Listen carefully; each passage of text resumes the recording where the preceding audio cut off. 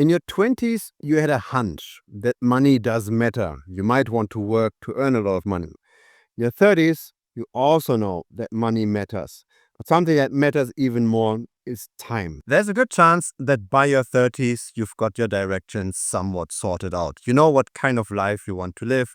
You're working towards that life. You're learning. You're maybe in a career that's contributing to that lifestyle. You figured out what kind of a person you are. You figured out where you're headed. That's something that's not necessarily clear in your 20s, but it does become clear in your 30s, usually. And so you should have a relatively clear vision of how your life will be in 10 or 20 years. If that's not you, then just have a look at people that are already ahead of you. Maybe your boss that's 10 or 20 years older. If you just continue on that path, you're probably going to be very similar to that boss after 1 or 2 decades. In many ways, professionally, but potentially also in terms of character traits, potentially also in terms of private lifestyle, right? There is quite a strong convergence towards a single point if for many hours every single day we do similar things. And so chances are that in your 30s, you've got a somewhat realistic goal. You're taking steps towards that goal, and you've already seen some progress. You've already seen some traction. You see that taking steps towards that goal actually leads you closer to the goal. You've had an entire decade to make that happen, and so probably there is some change over that time. And so the central problem that we tend to have in our 20s, to find the purpose of our life, to find the right direction, to figure out who we want to be, that problem is solved. There's another problem now. And that problem becomes balance. How much time should I spend working? How much time should I spend living?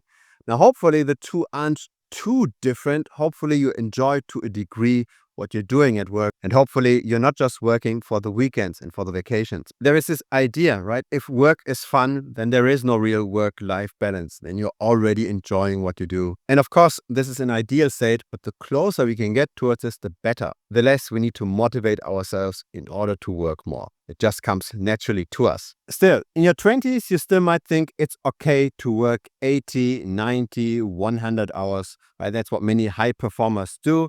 That's what strategy consultants do. That's what M&A bankers do. Many people that push hard tend to work many hours. And obviously, that's not healthy. And health does become over time a more and more important topic. Hopefully, it becomes a more and more important topic. Otherwise, things will catch up. When you're still in your early 30s, so let's say you're 31, you might not feel this at all. I have an older brother. My brother is 8 years older than me. And so I could always see my future to a degree in him. I could see what he would complain about. I could see his problems. And I could try to avoid to have those problems myself in the future. For example, he was complaining about knee pain. He was complaining about back pain. From my father, who's 30 years older than me, I see him, he's overweight, he became diabetic, so probably I don't want to be overweight. I'm seeing those potential problems of other people in future me, and I try to avoid them. And that's probably a pretty helpful approach. It has helped me at least. So in other words, the idea is very similar to when we already tried to find our direction in life in our 20s. Right? We looked at people that were older than us and we tried to mirror what are they doing. Can we maybe get into a similar direction? The same is true here for potential issues that might arise after we've found our direction academically and career-wise, etc. And so there is this potential problem in our 30s, right? If we have worked quite a bit, does it really make sense to continue working that hard, maybe into our 40s, to then be able to enjoy the rest of our life?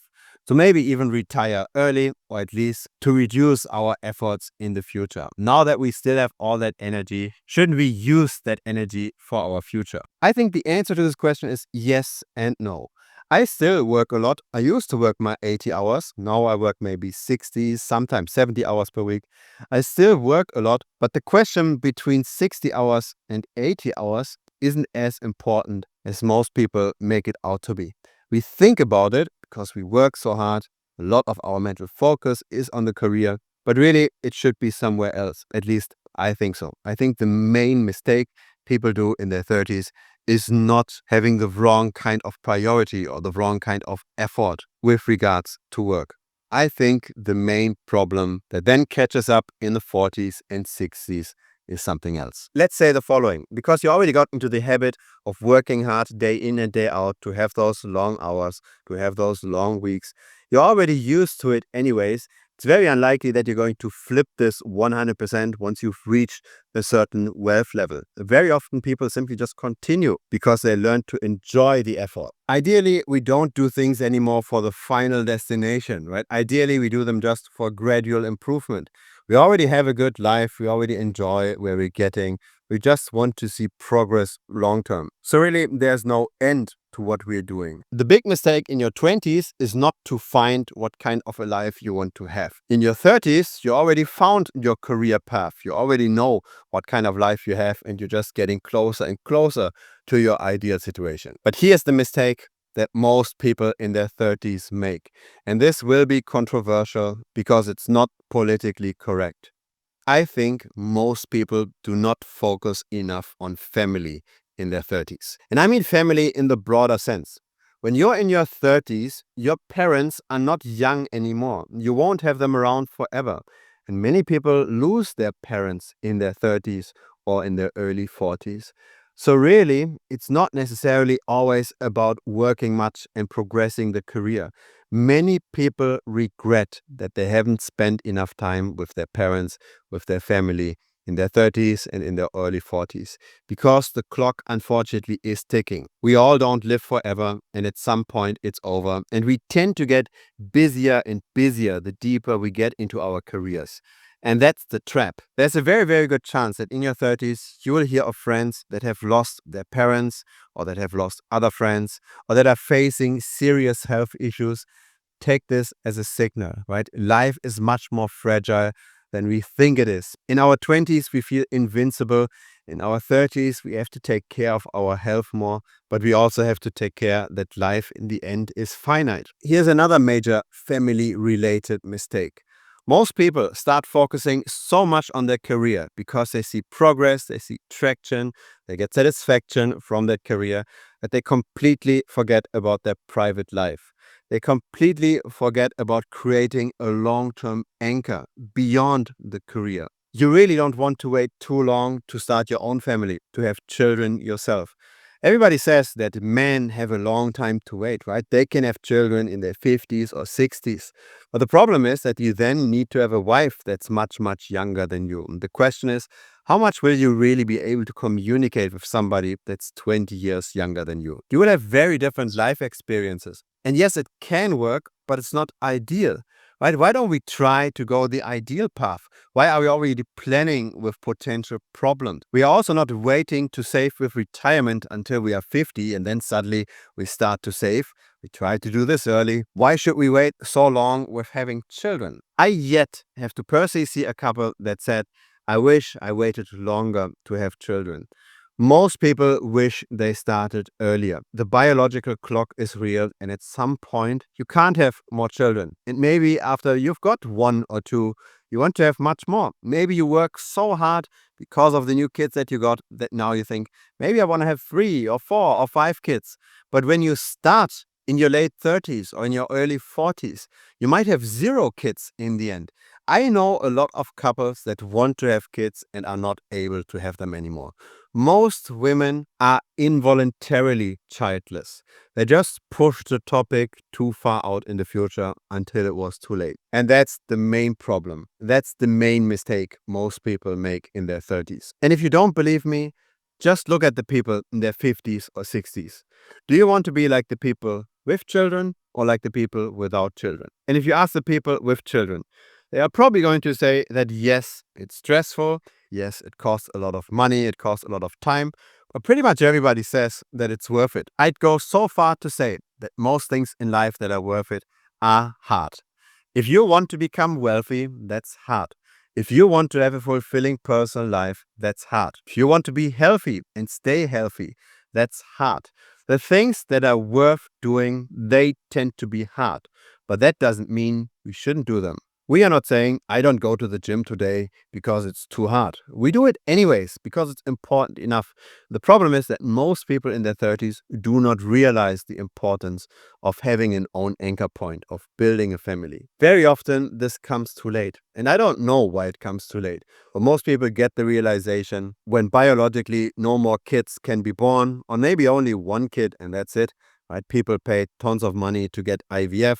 And that also tends to fail, and it's also very risky. And again, why would we even want to plan with that? Why do we want to plan our life to have IVF, to use frozen eggs, all of this nonsense? This is all a last resort measure. We shouldn't try to build our strategy of life based on this. Now, I'm glad that I didn't make that mistake. I worked hard, I got my career right, I got my wealth okay for my age, and I'm also married for 10 years and have 3 kids. And I'm super happy to have had those 3 kids. They bring out more motivation in me professionally, and they also make life more balanced, right? There's something to work for beyond just myself. There's something that will stick around, hopefully, until the end of life, right? Touch wood. Again, life is fragile. We can just hope for the best. Now, of course, many marriages fail, right? The divorce rate is pretty high. So many people say, why should I even get married, right? I might lose half of my assets. But that's like saying, I'm not starting this business. I might lose money on that business. I might lose time on that business. The question is it worth it for you to start a family and get married? Do you think that you will get enough out of it if you look ahead 10 or 20 years? And if your answer currently is no, again, just talk to the people that are 10 or 20 years ahead of you. Talk with them about this topic. It's not necessarily small talk, but still, it's an important conversation. It's important knowledge for you to have. It's very hard to anticipate how we will feel, how we will think when we are older. Maybe you remember this. So I had this, right? I've got a brother that's 8 years older than me. And when I was young, when I was 10 years old, 11 years old, I always enjoyed playing video games. I played with the Super Nintendo and with the N64, etc. I played with all of those games, and I used to play together with my brother. And then at some point, my brother was not that interested in video games anymore. Right? He had interest in other things. And I couldn't really understand this at that age when I was 10 years old. How is something like video games not interesting suddenly? I couldn't wrap my head around this. But then for him, it was all about going out and having parties, meeting friends, socialize, etc. And that's not necessarily something that you do as a 10-year-old. And so our biology changes. The way we think changes over time. And we might not be able to understand how we could feel when we are 45, when we are 55.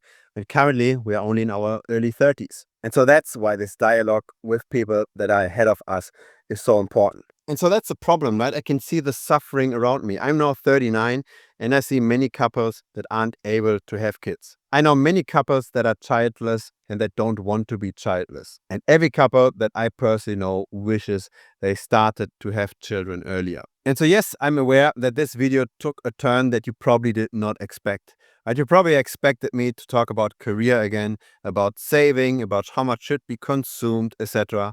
But those kind of questions won't be the most important questions when you're currently in your 30s and you're looking to your 40s and 50s. It's really life planning. It's really the anchor point. It's really family.